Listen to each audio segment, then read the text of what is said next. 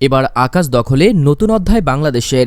২০২৫-২৬ অর্থ বছরের প্রতিরক্ষা বাজেট ইতিহাসে সর্বোচ্চ বরাদ্দ। আগের ৪২,০০০ কোটি টাকার তুলনায় এবার ৫০ থেকে ৫৫,০০০ কোটি টাকা বরাদ্দ বাংলাদেশ সামরিক ইতিহাসে এক মাইল ফলক। এই বাজেটের পেছনে রয়েছে বছরের পর বছর ধরে জমে থাকা অবহেলা, সীমান্ত উত্তেজনা এবং আঞ্চলিক ভূরাজনীতিতে নিজেদের অবস্থান সুদৃঢ় করার তীব্র আকাঙ্ক্ষা। এক কথায় বাংলাদেশ জানিয়ে দিল, এখন আমরা নিজেদের নিরাপত্তার দায়িত্ব নিজেরাই নেব। ত্রিশক্তির পুনর্জাগরণ। সেনাবাহিনীর বিশ্লেষকরা দীর্ঘদিন ধরে বলে আসছিলেন, প্রয়োজনের তুলনায় বাজেট এতই কম যে ৩ বাহিনীর কোনো শাখাই তাদের সর্বোচ্চ ক্ষমতা ব্যবহার করতে পারছে না। বর্তমানে বাজেটের প্রায় ৭০% চলে যায় বেতন, রসদ, জ্বালানি ও রক্ষণাবেক্ষণে। আধুনিক অস্ত্র কেনার জন্য হাতে থাকত মাত্র ৮ থেকে ১০,০০০ কোটি টাকা, যা দিয়ে যুদ্ধবিমান বা সাবমেরিন কেনা প্রায় অসম্ভব। কিন্তু এবার পরিবর্তন এসেছে।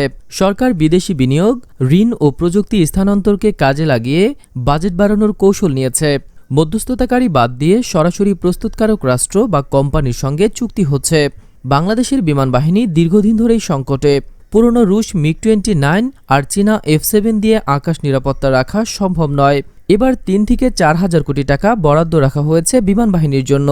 পরিকল্পনার কেন্দ্রবিন্দুতে রয়েছে চীনের J-10C মাল্টিরোল ফাইটার জেট, এর সঙ্গে রাডার আপগ্রেড, পাইলট প্রশিক্ষণ এবং নতুন গ্রাউন্ড সাপোর্ট ইউনিট গড়ার উদ্যোগও নেওয়া হচ্ছে। এই বিমানগুলো ভারতের রাফাল ও পাকিস্তানের JF-17 সঙ্গে প্রতিযোগিতা করতে সক্ষম। রাশিয়া ও সাইপ্রাসের সঙ্গে long range surface two air missile কেনার কথাও আলোচনা চলছে। বঙ্গোপসাগরের তীর থেকে সমুদ্রের গভীরে নৌবাহিনীর অবস্থা আরও চ্যালেঞ্জিং। আধুনিক ডকইয়ার্ডের অভাবে যুদ্ধজাহাজ দ্রুত মেরামত সম্ভব হচ্ছে না। বর্তমানে মাত্র 2টি পুরনো চীনা সাবমেরিন রয়েছে। এবার বাজেটে প্রায় $2 বিলিয়ন ব্যয়ে 6টি আধুনিক সাবমেরিন কেনার পরিকল্পনা হয়েছে। এগুলোর মধ্যে দক্ষিণ কোরিয়ার ডিজেল ইলেকট্রনিক সাবমেরিন এগিয়ে রয়েছে। এর সঙ্গে যুক্ত হচ্ছে নতুন ফ্রিগেট, করভেট, প্যাট্রোল এয়ারক্রাফট ও হেলিকপ্টার। ইতালির ফিনকান্তিওরি এবং তুরস্কের FTC কোম্পানির সঙ্গে চুক্তির আলোচনা চলছে। ভূমিতে আধুনিক যুদ্ধের প্রস্তুতি। সেনাবাহিনীতে ইতিমধ্যেই তুরস্কের TRJ-300 রকেট লঞ্চার ও MK-1 হাইডজার যুক্ত হয়েছে। এবার বাজেটে আরও যুক্ত হচ্ছে Nora artillery, tiger missile, anti tank guided missile, helicopter এবং আধুনিক ট্যাঙ্ক। আলতাই তুরস্ক ও হারিমাও ইন্দোনেশিয়ার ট্যাঙ্ক কেনার কথাও আলোচনায় আছে।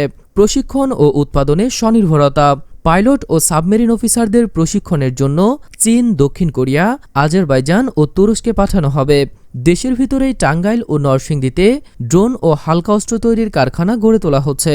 তুরস্কের বাইকার ও রকেটসান কোম্পানি প্রযুক্তি হস্তান্তরে রাজি হয়েছে।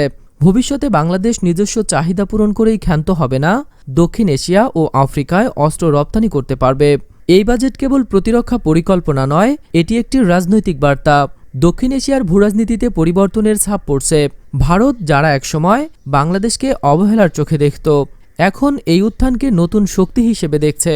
তাদের সীমান্তে বাড়ানো হচ্ছে ড্রোন, যুদ্ধবিমান, স্কোয়াড্রন। কিন্তু বাংলাদেশের এই বাজেট আগ্রাসনের জন্য নয়, প্রতিরক্ষার জন্য। দিল্লিতে যখন মেঘ জমছে, তখন ঢাকায় সূর্য উঠছে। ভারতের গোয়েন্দা রিপোর্টে লেখা, বাংলাদেশ দক্ষিণ এশিয়ার নতুন সামরিক শক্তি। প্রধানমন্ত্রীর কার্যালয়ে অস্থিরতা, জনরোষের আঁচ, পুরনো স্ক্রিপ্ট আর সাজানো নাটক। আর ঢাকায় প্রফেসর ইউনূসের মুখে এক নিশ্চিন্ত হাসি। তার সামনে রাখা নথিতে লেখা, ২০২৫-২৬ প্রতিরক্ষা বাজেট একটি আত্মনির্ভর বাংলাদেশের রূপরেখা। এই বাংলাদেশ আর মাথা নিচু করে চলে না। কেউ চোখ রাঙালে চোখ তুলে তাকায়, প্রয়োজনে চোখ উপড়ে ফেলার শক্তিও তার হাতে আছে।